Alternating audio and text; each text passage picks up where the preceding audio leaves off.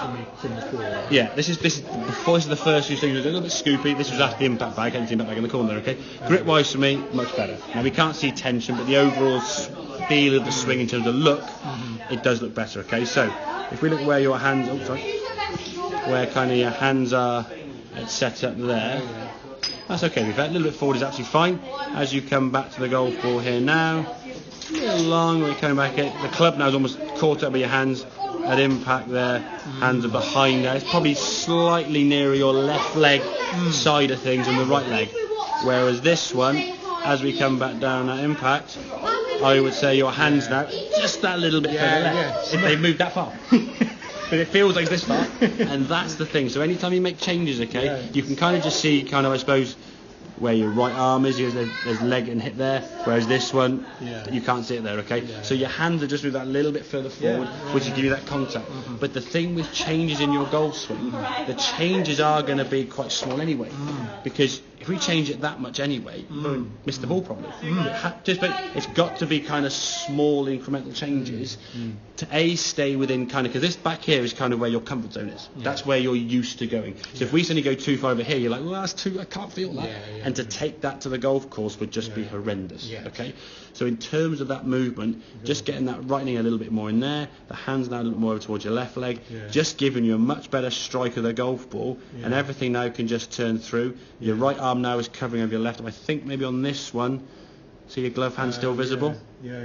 So you've come on this one, you've early release, sort of scooped it and then gone whoop, so you've held the club face open, which is obviously going to reduce power. More than likely add loft and send the ball to the right, all of which are going to hit a bit sort of weaker, softer, higher shot right, whereas this one now is a much more powerful impact. Club face rotating through and then through to another. And that was even a sort of half follow through to this one. I think you went through a bit further. That was going. These were going further with that fuller movement on this side here. You were losing distance. So allowing that club to sort of spin fully round this way as you will do in time. I think what's interesting when you have 3 or 4 swings on the impact bag as you did, the first few 3 or 4 swings after that were kind of that 3/4 length because you kind of got ingrained in that movement and sort of how fast I'm going to swing it. But once you hit a few shots, exactly. Now this is like the 2nd or 3rd shot after the impact bag, which is a good sign because it shows the change you made from that quite quickly. Only about 2 or 3 inches. If I said to you, okay, now let's look at these 2 positions impact now, and said to you, kind of spot the difference on here. If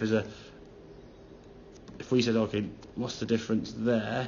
Unless you got told, you probably wouldn't notice many things there. Oh my God, the impact bags are not there. That's kind of what they look at. But the subtle little changes where your hands are in relation to your knees and the back of your right leg, just these small little changes, tweaking it forward, you can get a much better impact and a much better contact. The feel so much better, so hopefully that will feed back. Well, again, the feeling is from the top of the backswing here now, just allowing the hands to kind of work down, and as the club kind of, it's almost like that, what feels like an early release or an over the top, but you're kind of tipping the club out in front of you.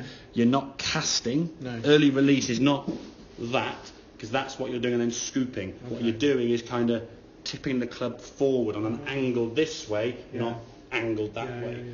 And that's why I say for years Nicholas said, with a driver I can never release the club. He's not casting, is he? What's he casting? And people didn't know, but back then they didn't have the technology to see what the club was actually doing. It was the cameras back in the 70s were like click, click, click, and then send to boots for 3 weeks and you get it back after then, didn't you? So they didn't really see what was happening, but what he felt was this kind of like tipping with the club to get it back in front, so we get the ball as far as he did back in the day with wooden clubs. So makes sense then, Rob? Excellent, good.